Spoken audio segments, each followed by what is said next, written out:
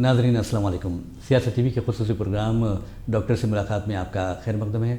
नाज़रीन, जैसा कि आप जानते हैं कि हम अपने इस प्रोग्राम के ज़रिए मुल्क के मुमताज़ डॉक्टर्स को मदऊ करते हैं और जो मुख्तलिफ़ शोबों से ताल्लुक़ रखते हैं यानी मुख्तलिफ़ अमराज़ के माहिर होते हैं। आज जो शख्सियत हम आपके सामने पेश कर रहे हैं यानी जो डॉक्टर आपके सामने पेश कर रहे हैं वो मोहताज तारुफ भी नहीं है और पिछले एपिसोड में आपने उनको बहुत सुना है और कई ऐसी उन्होंने मालूमात दी थी जो आम लोगों को तो दूर की बात है, ख़ास जो लोग होते हैं जो पेशे डॉक्टरी से भी वाबस्ता होते हैं, पेशे तिब से वाबस्ता होते हैं, वो भी नहीं जानते। तो बहरहाल पिछले एपिसोड में डॉक्टर साहब ने एलर्जी व दमा के मुतालिक बताया था और ख़ास तौर पर बच्चों में एलर्जी दमा की जो बीमारी होती है उस ताल्लुक़ से बहुत ही तफसील से उन्होंने बताया था और ये भी बताया था कि बच्चों के जो ग्रोथ होता है या नमू होता है उस पर किस तरह दमा और एलर्जी असरअंदाज होते हैं। वैसे भी आपको बता दूं कि डॉक्टर साहब से ना सिर्फ हैदराबाद, तेलंगाना या फिर मुल्क के मुख्तलिफ़ हिस्से बल्कि खलीजी ममालिक से भी मरीज़ रुजू होते हैं जिनमें अरब बाशिंदों की काफ़ी तादाद होती है और बहुत ही मुतमईन होकर वो लौटते हैं। वैसे अगर जहाँ तक कोरोना वायरस का सवाल है या कोविड-19 की जो वबा चल रही है आलमी, उसमें भी डॉक्टर साहब ने कई ऐसे मरीज़ों का इलाज किया जिन्होंने उम्मीदें छोड़ दी थी, जो कई अमराज में मुब्तला थे, ख़ास तौर पर दमे के मर्ज़ में मुब्तला थे, उनका भी उन्होंने कामयाब इलाज किया। और डॉक्टर साहब के बारे में ये भी मशहूर है कि वो अक्सर जो मरीज़ उनसे रुजू होते हैं, जो ऑपरेशंस का जो डॉक्टर मशवरा देते हैं, वो डॉक्टर साहब इलाज के दवा के ज़रिए उसका इलाज करते हैं। मेरी मुराद डॉक्टर वी विष्णु राव से हैं जो सीनियर एलर्जी एस्थमा स्पेशलिस्ट हैं और स्वासा अस्पताल चलाते हैं। और आपको बता दूं कि स्वासा अस्पताल नारायणगुड़ा और जो मुत्तसिल है ताजमहल होटल, ये बहुत मशहूर अस्पताल है अमराज़ शुश यानी फेफड़ों के अमराज का। और यहाँ पर जो लोग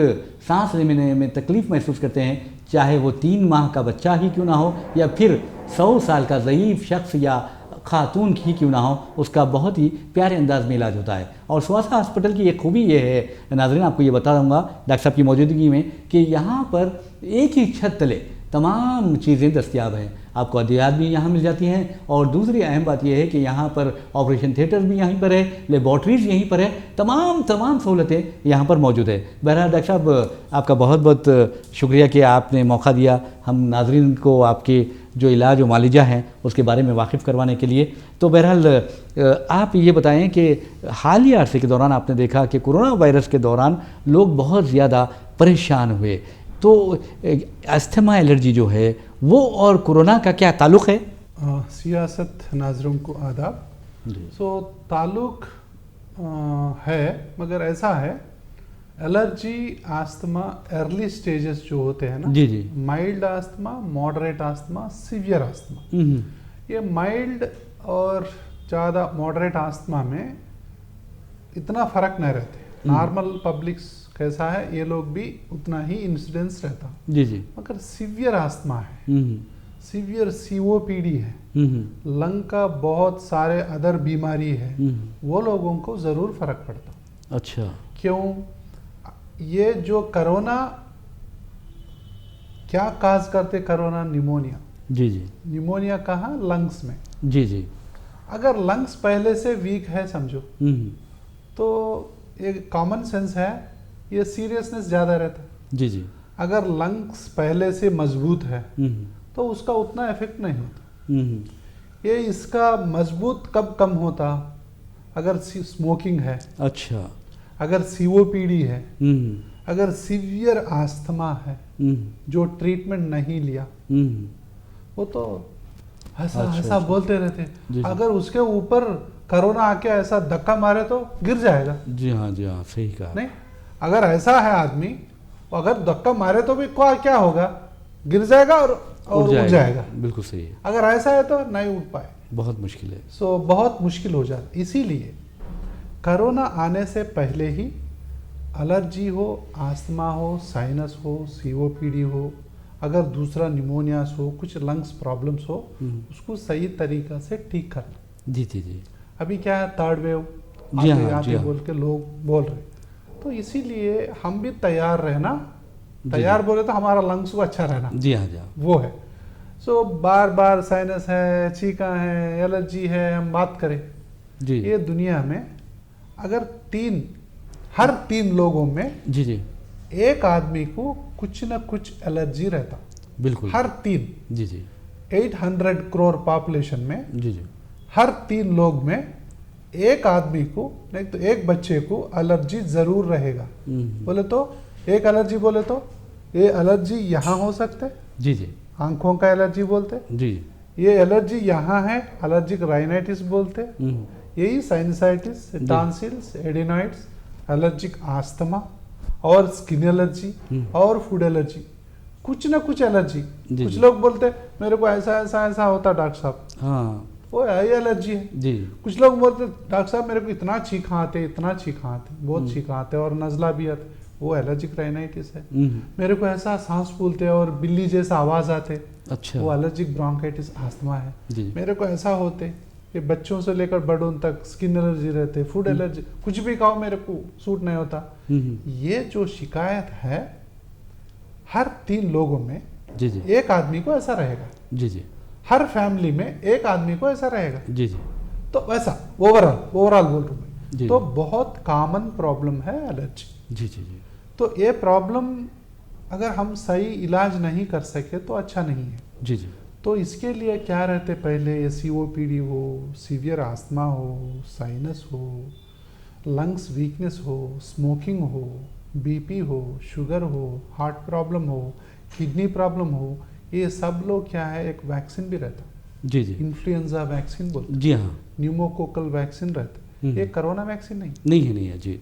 ये पूरा बीमारी को अगर ये वैक्सीन लिए तो आधा बीमारी आता ही नहीं। अच्छा, ये एडल्ट वैक्सीन बोले तो हम क्या सोचते हैं, बच्चों में सोचते हैं ना। जी हाँ जी हाँ, मगर बड़ों में भी वैक्सीन है अभी। जी जी। सो वो लोग भी वैक्सीन लिए तो निमोनिया उतना नहीं आता।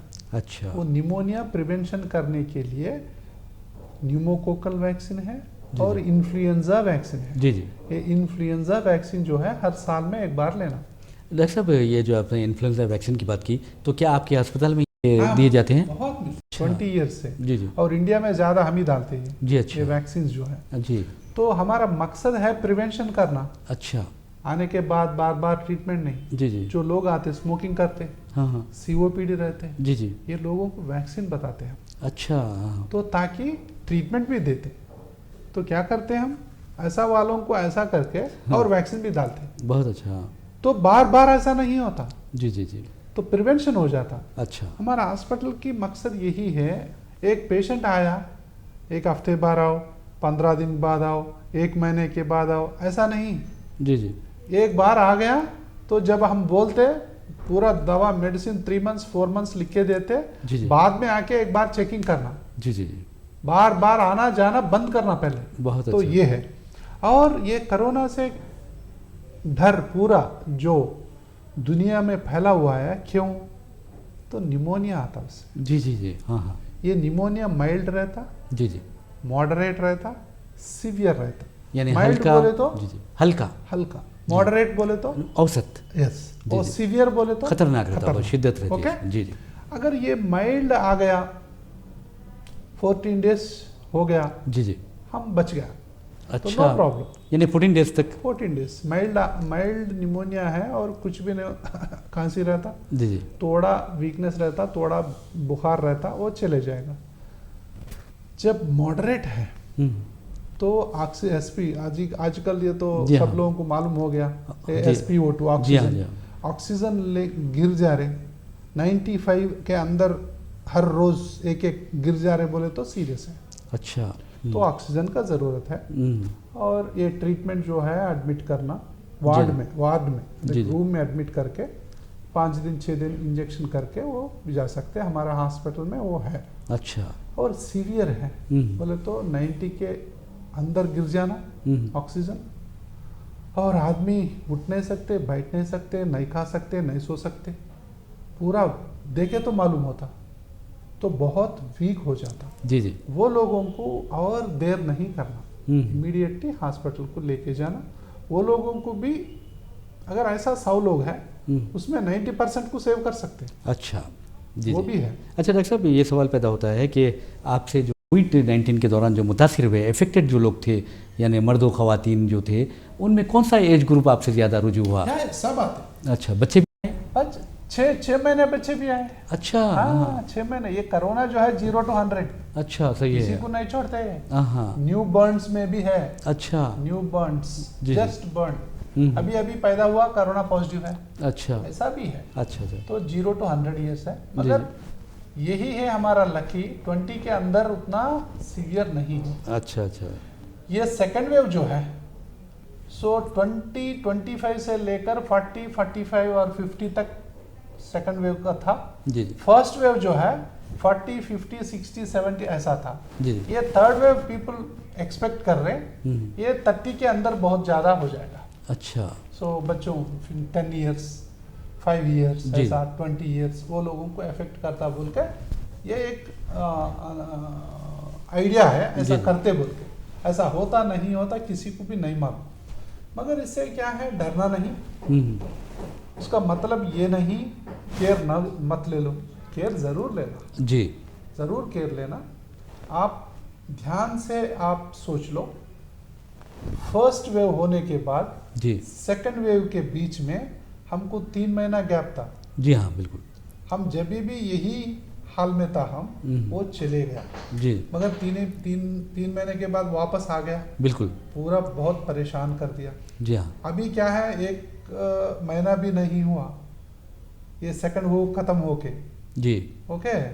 अभी फर्स्ट मंथ हम ऐसा सोच रहे तो ये चले गया दुनिया से, नहीं गया। और सेकंड मंथ है और थर्ड मंथ है, उसके बाद पिक्चर कैसा रहता किसी को नहीं मालूम जी जी। अभी अभी केसेस शुरू हो रहा।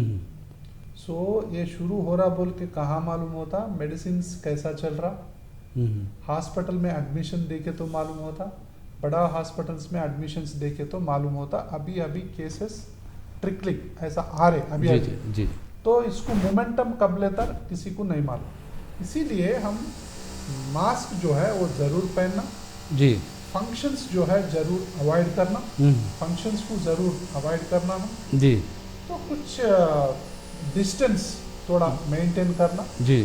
ये तो हम ये जो प्रिकॉशंस है जी वो जरूर लेना। डॉक्टर साहब, एक सवाल ये भी पैदा होता है कि जो कोरोना के दौरान मैं समझता हूँ कि आपसे बहुत लोग ऐसे भी रुझे हुए होंगे या अप्रोच हुए होंगे जो निमोनिया से बहुत ज़्यादा मुतासिर थे। तो ये निमोनिया के कई अक़साम होते हैं, उस पर अगर आप रोशनी डालें तो बेहतर रहेगा। निमोनिया बोले ना, मैं कोरोना से लोग इसीलिए डरते, वो निमोनिया को काज कर सकते अच्छा में। हाँ। और corona can affect the heart. अच्छा। Corona can affect any part of the body. अच्छा। किडनीज, इंटेस्टाइनल सिस्टम, अच्छा, दिमाग को भी। अच्छा अच्छा। ये पूरा साइड इफेक्ट्स है कोरोना। मगर ये निमोनिया ज्यादा है जी। निमोनिया ज्यादा ऐसा परसेंटेज है, अगर 10% है, 20%, 30% लंग्स, 50% लंग्स, 75% लंग, परसेंटेज बढ़ते बढ़ते सीरियस है। अच्छा। अगर only 10% of the lungs are involve pneumonia से, अच्छा, ऐसा कुछ प्रॉब्लम नहीं है जी। अगर 50% लंग इन्वॉल्व हुआ तो थोड़ा डेंजर है, मिडिल रेंज में। अच्छा अच्छा। अगर 75% लंग इज इन्वॉल्व तो खतरनाक है। अच्छा। तो क्यों ये, अगर ऐसा निमोनिया आ रहे बोले तो इसके पहले ही हम इन्फ्लुएंजा वैक्सीन एक लेना है। अच्छा। इन्फ्लुएंजा और कोरोना वैक्सीन भी है। अच्छा। लोग कोरोना वैक्सीन ले लिया जी, 15 दिन हो गया जी, ये वैक्सीन ले सकते। अच्छा। अभी इन्फ्लुएंजा वैक्सीन लिया, 15 दिन के बाद कोरोना वैक्सीन ले सकते जी जी। यानी 15 डेज गैप रहे तो बस जी। डॉक्टर साहब, हमने पिछले एपिसोड में बात की बच्चों में एलर्जी अस्थमा के बारे में, लेकिन बालिग जो होते हैं, एडल्ट जो होते हैं, उनमें ये किस तरह होता है? बहुत है जी जी। ये तो ऐसा रहता, देखो अभी बच्चों हो गया, पढ़ाई में इसका इफेक्ट रहता। अच्छा। ग्रोथ में इसका इफेक्ट रहता जी। ओके। खेल कूद में भी इसका इफेक्ट रहता। बिल्कुल सही है जी। जो होशियार है बच्चे, वो क्रिकेट प्लेयर बनना चाहते, मगर उसका लंग्स ऐसा है जी जी, बेचारे उसका ड्रीम पूरा नहीं होता। अगर सही इलाज लिया तो ड्रीम पूरा हो जाएगा जी जी। पूरा क्रिकेटर को वसीम अकरम जी, सीवियर एस्थमेटिक जी। हाँ बिल्कुल सही, डायबिटिक भी बिल्कुल सही बोले, मगर कितना मशहूर प्लेयर है जी जी। तो ऐसा, और हमने श्रीकांत की बात करें, और बहुत लोग हैं। जी जी। तो ऐसा इससे इयान बोथम, हाँ हाँ, और वेस्ट बंगाल टाइगर सौरव गंगुली, गंगुली क्या है, गंगुली गंगुली जी गंगुली आल्सो आस्थमेटिक। हाँ हाँ, अच्छा। ये पूरा दुनिया में बहुत सारे, अच्छा। अमिताभ बच्चन जी जी, आस्थमेटिक, हाँ हाँ, बहुत बड़ा बड़ा लोग। सो ये किसी को छोड़ते नहीं, अच्छा मगर डरने का ये भी नहीं। अच्छा, डरने की बात अच्छा है। तो फिल्म स्टार में भी बहुत लोगों को आस्थमा है। जी जी।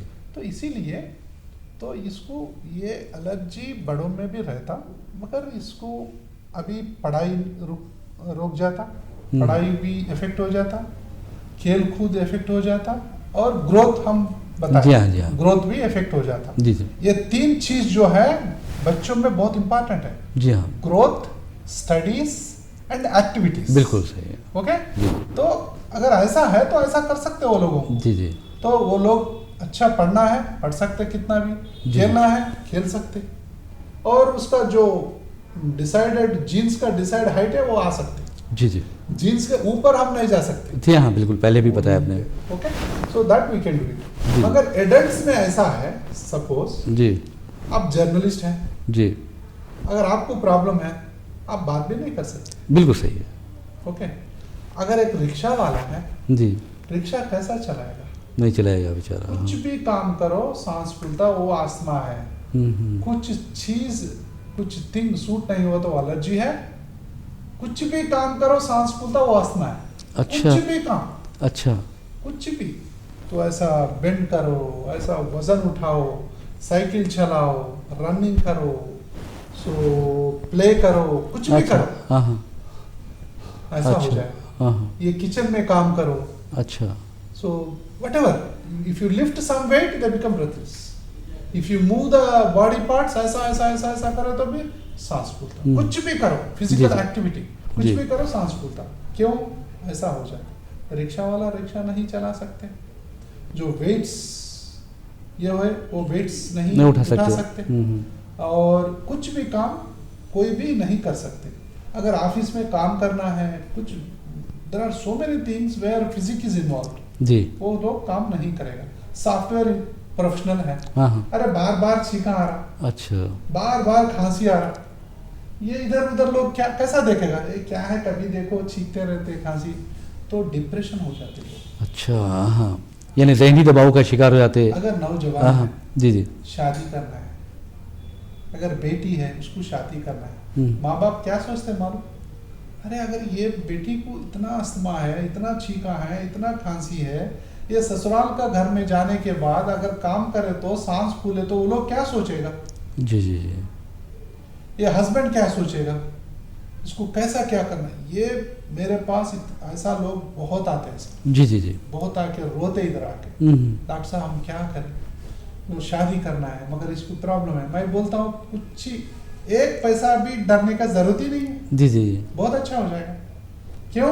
ऐसा वाले को ऐसा करने का दवा है। जी जी, मगर अगर ऐसा नहीं करे, शादी कर लिया आपने, जी जी, तो पूरा प्रॉब्लम्स रिपीट हो जाएगा। जी जी जी, तो लोग बहुत ये झगड़ा करते, जी हाँ, जी हाँ, बहुत झगड़ा करके मेरे पास आते। अच्छा अच्छा अच्छा, मैं दोनों को समझा के, ये बीमारी के वजह से आप झगड़ा इसीलिए है, हाँ हाँ, वो विलन है, वो प्रॉब्लम विलन है। जी जी जी, आप अच्छा है, आप अच्छा है, जी जी, मगर ये विलन को हम भगा देंगे। अच्छा अच्छा, बहुत अच्छा, ऐसा बोले तो लोग अच्छा ये हो जाता। जी जी, तो मैरिज करना 1 कदम आगे, जी जी, 3 कदम पीछे, जी जी, और मर्द भी ऐसी 1 कदम आगे 3 कदम पीछे, जी। और पोस्टपोन करते रहते। जी जी, ये बात नहीं बोलते मेरे अच्छा। पास में है बोल के, ऐसा नहीं बोलते, कुछ कुछ बोलते रहते, नको अभी पढ़ाई है, अभी वो है, मेरे को ये है, ऐसा बोलते रहते। अच्छा, मगर ये का बहाना है। डॉक्टर साहब एक सवाल ये भी है कि अक्सर लोग आप देखिए कि मैंने तकरीबन लोगों को देखा है, खुद अपने फैमिलीज़ में भी हम देखते हैं कि खर्राटे जो लेते हैं, यानी स्नोरिंग जो है वो क्या है? हाँ, वो भी खतरनाक चीज़ है। हाँ हाँ, वो बहुत बड़ा डिस्कशन है उसके लिए। जी जी, मगर ये आस्थमा जो है, ये ऑफिस जाने वाले जी। सब लोगों में आस्थमा रहते हैं। तो लोग ऐसा समझते हैं ये क्या है, ये बीमारी का एक विचित्र स्वभाव यही है, ऊपर से अच्छा रहता है लोग। अच्छा, कोई भी विश्वास भी नहीं करते। खुद वो लोगों को मालूम होता ये क्या जिंदगी है, ये जीना क्यों, एक बार मरे तो अच्छा है बोल के 100 बार सोचते रोज में।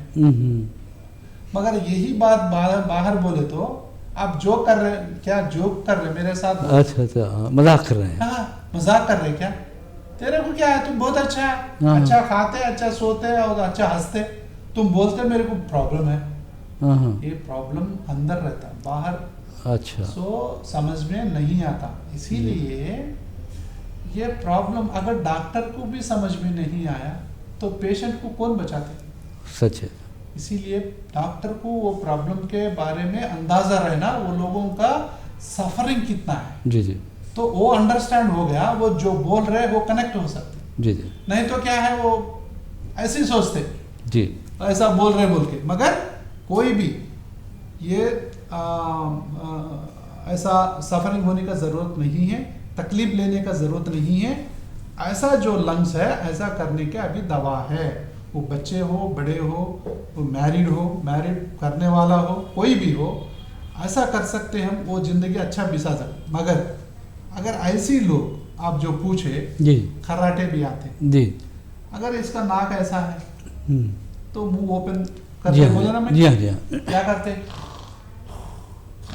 बोलते खर्राटे आ रहे बोले तो नाक बंद है। जी जी। मेजॉरिटी लोगों में खर्राटे और बहुत वजन और नींद आना, यानी मोटापा। हाँ, मोटापन हाँ। और नींद आ जाते। खर्राटे जो लेते हैं डेंजरस खर्राटे, हाँ। डेंजरस खर्राटे ऐसा रहते, मैं आपको बताता हूँ।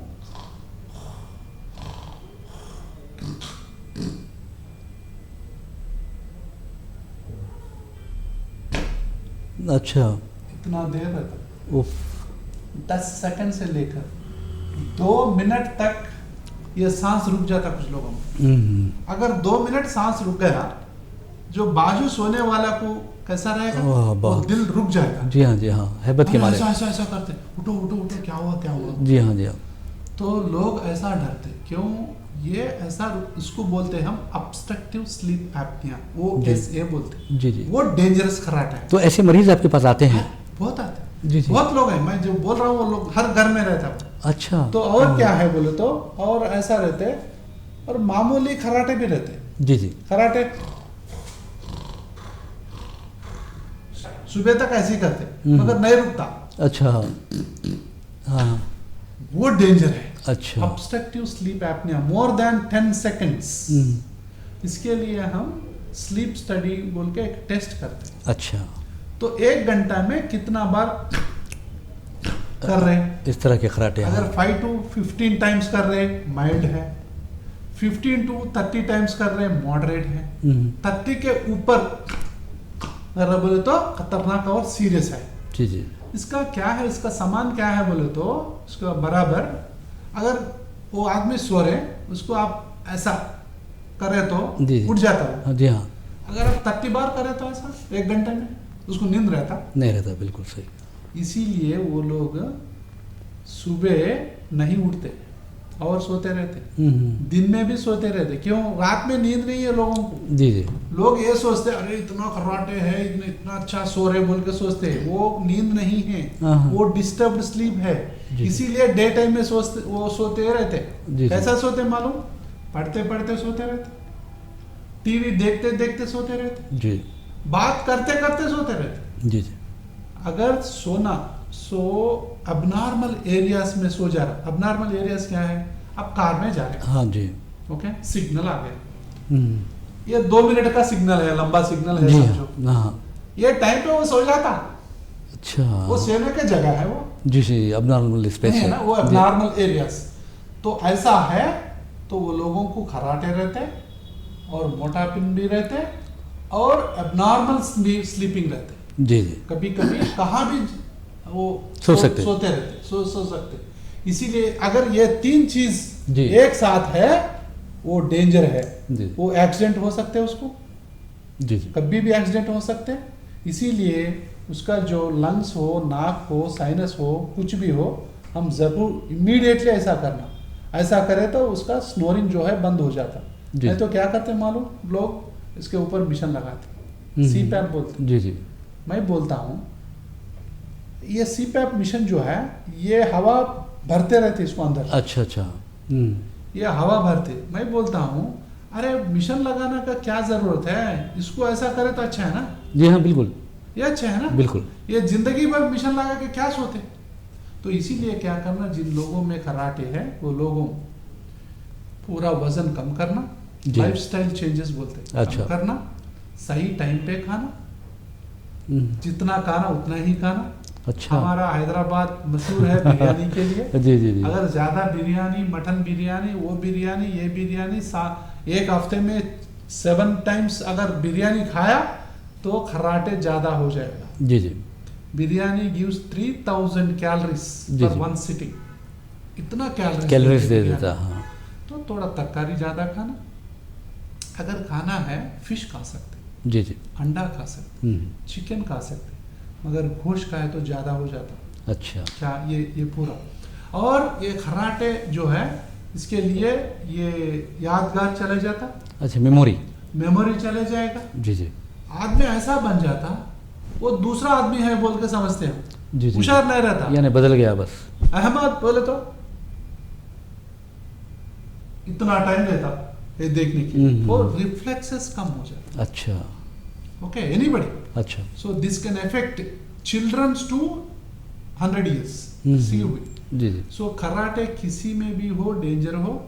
अगर 100 लोग में खर्राटे ज्यादा खर्राटे है तो 50 लोगों को हार्ट अटैक्स आते हैं। ये लिंक है। जी जी जी। खर्राटे हम पिक्चर में बताते, खर्राटे बोले तो लोग हंसते रहते। ये हंसने की बात नहीं है, ये रोने की बात है। अगर सीरियस खर्राटे है इमीडिएटली डॉक्टर को बताना। और एलर्जी है उसको, आस्थमा है, साइनस है, ब्रोंकाइटिस है, क्या है डायग्नोसिस करना, तो उसको इलाज देना। इलाज दिया तो वो लोग अच्छा हो जाए, नहीं तो वो हार्ट अटैक को लीड करेगा, हार्मोनल प्रॉब्लम्स आएगा, बीपी बढ़ेगा, शुगर बढ़ेगा, किडनीज खराब हो जाएगा और 100 बीमारी आती। जी जी। इसका पूरा वजह है जी तो allergy root. So treat the root not the fruit. बहुत ही प्यारी। अगर रूट को अच्छा ट्रीट करे तो फ्रूट अच्छा रहता। जी जी। तो फ्रूट को क्या ट्रीटमेंट करते हैं? बिल्कुल सही कहा है। बहरहाल नाज़रीन, आपको बता दूं कि डॉक्टर साहब के बारे में ये बताना ज़रूरी है कि उन्होंने एक किताब भी लिखी है स्वासा, और ये मुख्तलिफ़ ज़बानों में आपको दस्तयाब भी है, और ये अपने मरीज़ों को देते हैं और आवाम को देते हैं, मुफ्त देते हैं। और इसका मकसद यही है कि लोगों में दमे से मुतालिक, एलर्जी से मुतालिक और मुख्तलिफ़ फेफड़े के जो बीमारियां होते हैं उससे मुतालिक शऊर बेदार करें, और उन्हें बताएं कि वक्त पर अगर आप इलाज करवाएं तो फिर तमाम बीमारियों से, ख़ास तौर पर जो फेफड़े की बीमारी होती है या दमे की बीमारी होती है, तनफ़ुस की बीमारी होती है, उससे आप महफूज रह सकते हैं। वैसे भी नाज़रीन, जहाँ तक हमारे प्रोग्राम की रिवायत रही है, हम अपने मेहमान से आखिर में एक मैसेज लेते हैं। हम चाहेंगे कि डॉक्टर विष्णु राव एक मैसेज दें हमारे नाज़रीन को। थर्ड वेव आने वाला है जी, तो आप सब लोग, ये बच्चों में ज़्यादा आते बोल के लोग बोल रहे, तो आप और एक महीने 2 महीने तक हम केयरफुल रहना। तो अगस्त लास्ट तक, तो मिडिल में ये थर्ड वेव एक्सपेक्ट कर रहे लोग। जी, बच्चे में ज़्यादा आता बोल के सोच रहे, तो you should wear the mask and don't go to the functions. If at all you go to the function, ज़्यादा देर नहीं ठहरना। जी जी। जाना और आ जाना बाहर, और दूर दूर खड़े रहे तो अच्छा है, डिस्टेंस मेंटेन करे तो अच्छा है।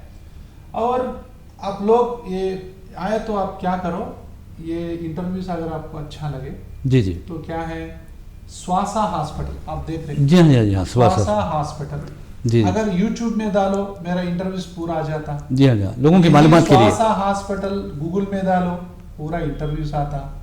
फेसबुक में स्वासा हॉस्पिटल है, क्लिक करें तो ये वो नंबर आ रहे देखो, 9676760000 हमारा हॉस्पिटल नंबर है। जी जी। वो अपॉइंटमेंट ले सकते हैं आप। जी जी। Earlier the better. हाँ सही है। बच्चों में एलर्जी हो, बड़ों में एलर्जी हो, एलर्जी बोले तो बहुत बीमारी को लीड कर सकते हैं। जी जी जी। सो इसीलिए एलर्जी को अच्छा ट्रीटमेंट है, आस्थमा को अच्छा ट्रीटमेंट है, खर्राटे के लिए बहुत अच्छा ट्रीटमेंट है, सब एक ही जगह मौजूद है, स्वासा हॉस्पिटल। जी जी। सो स्वासा हॉस्पिटल ट्रीटमेंट के लिए, स्वासा फाउंडेशन जो है हम लगाया वो अवेयरनेस के लिए। जी जी। सो आप खुद कैसा, अभी देखो अब कब खाना, कितना खाना, क्या नहीं खाना, वो बहुत बड़ी बात है। जी हाँ जी। और एक्सरसाइज करना, वॉकिंग करना, स्मोकिंग नहीं करना, परफ्यूम नहीं डालना, अगरबत्ती नहीं जलाना, ये सब हेल्थ टिप्स है। ये सब ये इंडोर पोल्यूशन है। अच्छा, इंडोर पोल्यूशन से ज्यादा लोग मर रहे अभी। आउटडोर पोल्यूशन में हमारा हाथ नहीं, हमारा ये नहीं रहता कुछ करने का, मगर इंडोर पोल्यूशन है, हम थोड़ा कंट्रोल कर सकते। सो पूरा केमिकल्स डालते, एसी हो एसी में केमिकल डालते, कूलर है कूलर में कुछ एयर फ्रेशनर्स बोल के लगाते, एयर फ्रेशनर, जी हाँ जी, अच्छा स्मेल आता बोल के। Any smell is a poison, जी जी। Any perfume is a poison, जी जी। एनी डस्ट और एनी पाउडर, ये जो है सब लंग्स को खराब करते हैं। जी जी। इसीलिए सो आप लोग इंडोर पोल्यूशन को अवॉइड करो और एलर्जी आस्थमा के लिए अवेयरनेस लाओ और ये कोरोना से बच कर रहे। बिल्कुल, बहुत ही प्यारा मैसेज डॉक्टर साहब ने दिया है, डॉक्टर विष्णु राव ने। और मैं समझता हूँ कि नाजरीन इस इंटरव्यू से बहुत इस्तेफादा करेंगे और एहतियात बरतेंगे। और अगर कोई बहुत ही शदीद अस्थमा का शिकार है या एलर्जी का शिकार है तो यकीनन मेरा तो यही मशवरा है कि वो डॉक्टर साहब से ज़रूर मिले और उनसे कंसल्ट करें और वो बताएंगे कि किस तरह इस बीमारी से छुटकारा पाया जा सकता है या उस पर काबू पाया जा सकता है या उससे बचा जा सकता है। इसी के साथ हम अपना प्रोग्राम डॉक्टर से मुलाकात इख्तिताम को पहुंचाते हैं। मुझे मोहम्मद रियाज अहमद को इजाज़त दीजिए। इंशाल्लाह फिर मुलाकात होगी, फिर बात होगी। तब तक के लिए अल्लाह हाफ़िज़।